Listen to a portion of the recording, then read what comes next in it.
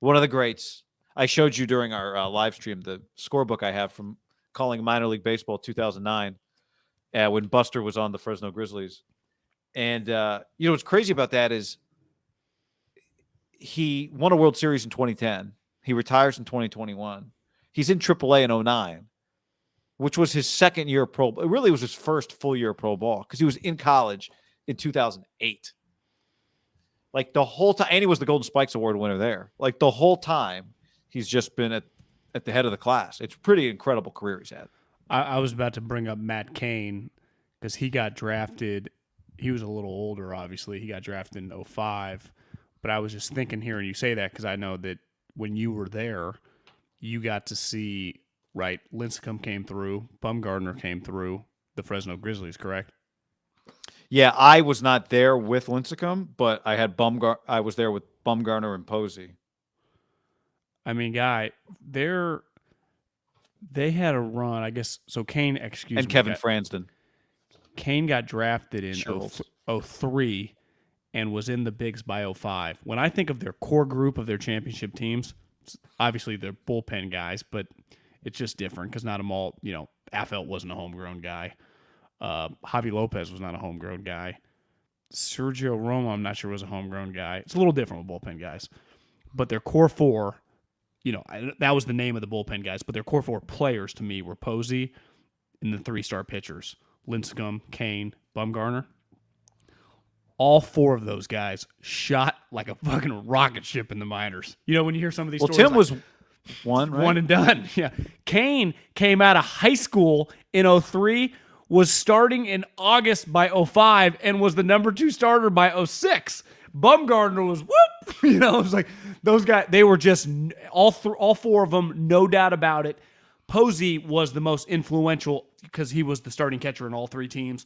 All, the 3 pitchers, Lincecum was the star in 10, Cain the star in 12, Bumgarner the star in 14, but it was like, I just think of that group together. Again, they kind of overlap and they didn't all peak at the same time, but Posey played such a big role in all 3's career. Yeah. Right? He's the guy running out to hug them. Lincecum has the 14K game. When Cain dominates in 12, and when Bumgarner goes, I don't know, fucking Tom Brady on baseball against the Royals.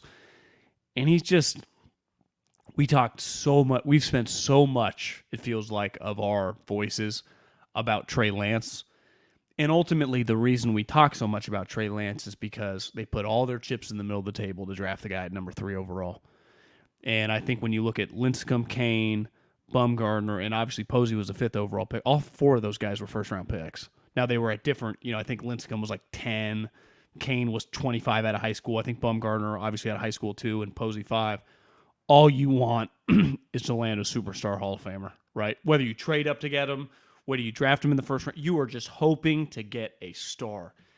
And Posey, I'd say Steph Curry's career, right, is going to be better. It's just going to be longer. He's going to score 30 points for like a decade straight, right, or whatever.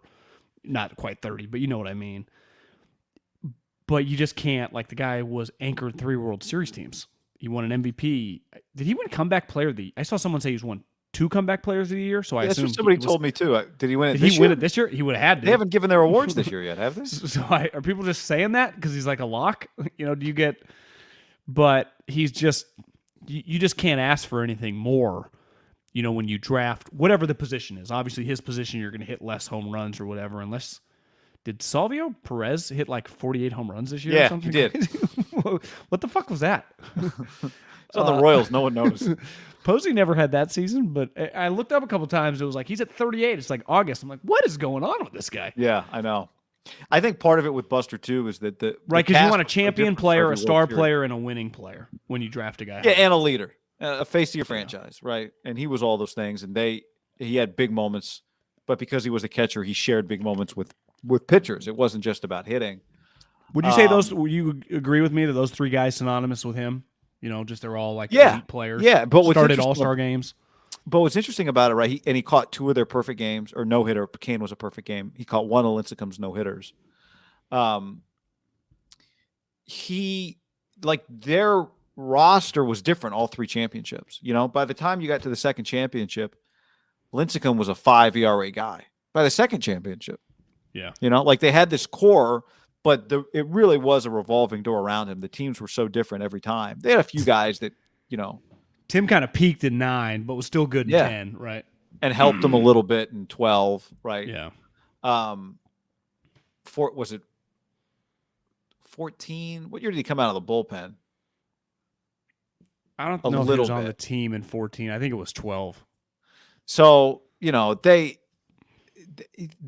maybe were so maybe it was 14. I thought he was, but yeah, maybe it was. I remember when Buster came up. Well, Buster actually went up at the end of August and then came of 09, then came back, I think started 10 in AAA. And I remember the conversation. Like I was in Fresno calling their games at the time, and it was, are they going to call this guy up and just he's going to take Molina's job? And they did, and he did. And I think he's a Hall of Famer because I think he was always one of the best catchers in the game, like elite in that elite every year. That's one of the best. And I know this about him. I remember, I think I told you this earlier, when he came up in AAA in 09, and I'd seen him in 08. Actually, I didn't see him in 08 at the College World Series because Florida State, I was there covering Fresno State, who won it that year. Florida State got eliminated that year. Gordon Beckham and Georgia were a big deal. Wasn't Florida State like a top 5 seed too? Like they were stacked. Yeah, and they were 2. I think they got swept. Yeah. But I remember when Buster Posey came up in 2009 to AAA, the story was that Buster, what we were told was Buster had not pulled a home run yet. All his power had been to center, right, center, and right, which is really rare for a young hitter. Usually it's the reverse. Anybody with power starts pulling the ball, and eventually they learn to hit to all fields. Buster was the opposite. And from the beginning, for me, Buster was a must-see AB. Because it wasn't like Bonds was must-see, but it was any at-bat, Buster could take a pitch that would strike other people out and just flip it into right center field and get a single out of it. And I know this, like anytime Buster was close to coming up, was at the plate, the rest of his career, his entire career, I always stopped and watched. Every time. Every single time. Because I just loved watching him hit.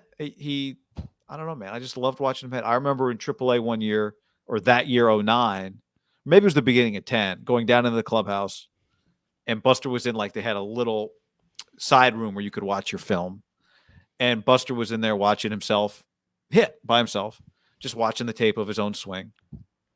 And I just kind of poked my head in. I'm like, hey, what are you doing? And he just was like, oh, here, come look. And I'm just trying to get it was something about the plane of his bat before he brought it forward, where the plane was getting up. This is in AAA or the big leagues? This was in AAA. And, he was an in-demand guy, so he had people around him a lot just because he was a top prospect, and he wasn't there long. But I just always appreciated, like, that was always just cool. It was very simple. Like, he loved baseball. He was happy to share it. He wasn't about telling you what he was doing, though. But he would share. But it was never about self-promotion. Ever. Well, I mean, I think, football life. Now, his personality is like you said, he's not a big talker. For given his accomplishments, he'd rather never say a word, right? Unless he has to like support the team. But think about his baseball life. I mean, he won the Golden Spikes in college. He was the best player on an elite program in the peak of their powers. He comes to the Giants, immediately helps them, and anchors a team that wins 3 World Series. It'd be one thing if you just went to 3 and won 1. That'd be a hell of a career, right? And he also has been then their starting catcher on several other they made the playoffs the one year when they lost to the Cubs. They obviously made the playoffs and they won the division this year.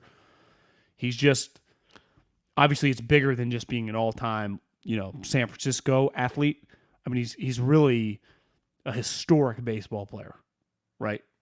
One of the best position player on a team that won 3 World Series in 5 years. And was to me, the fact that he was the catcher, not the first baseman or whatever other position, right? Yeah.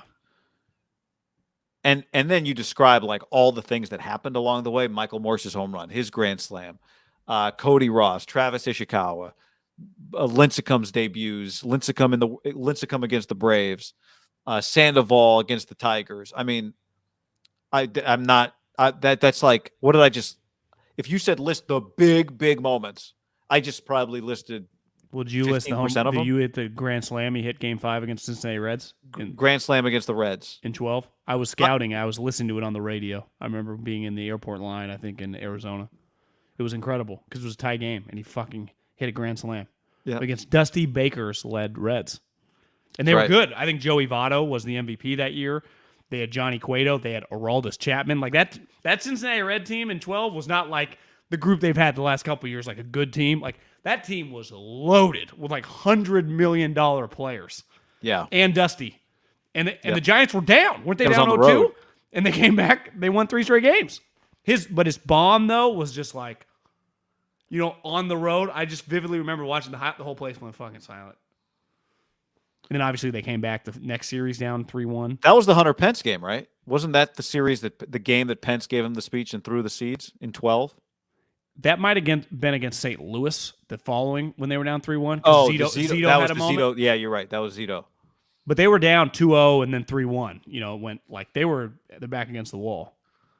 Each one of their World Series, I remember just thinking like, I can't believe they just won the World Series. Yeah, it was crazy. Game 7, Bumgarner. I mean, and just like all these other guys, right? Zito, Lincecum, Hudson, Peavy, Brian Wilson, Huff. Yeah. Yeah. I mean, Renneria had a moment. The Renneria, so many moments.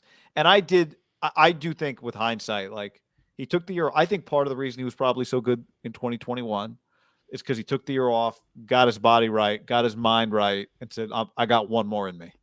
And had everything. He put everything into that final year, and he went out on top.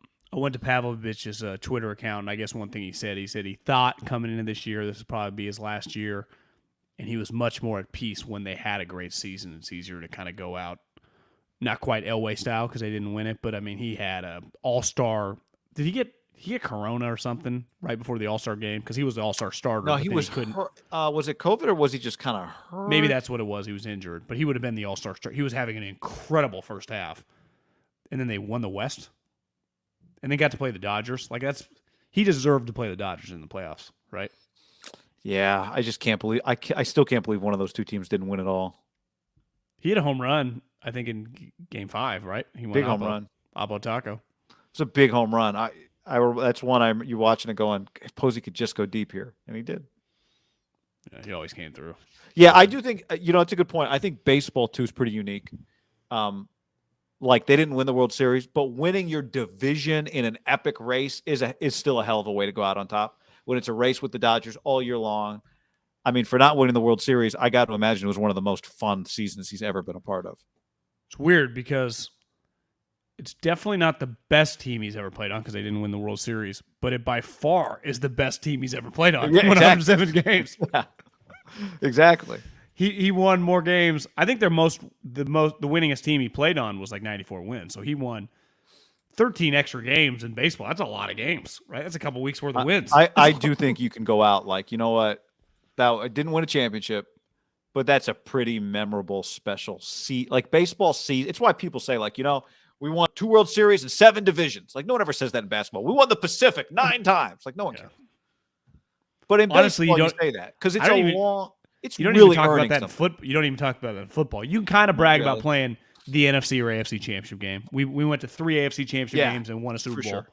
But no one's like, we won 4 NL West. No, NFC, no one cares. Because it's a hell of like that's why I don't mind when they pop bottles. Like it's such an accomplishment to win over 162. What about popping bottles and then win the wild card game, popping more bottles, and then win in the first round and then popping bottles? You can pop like bottles like 4 times in a month span in baseball.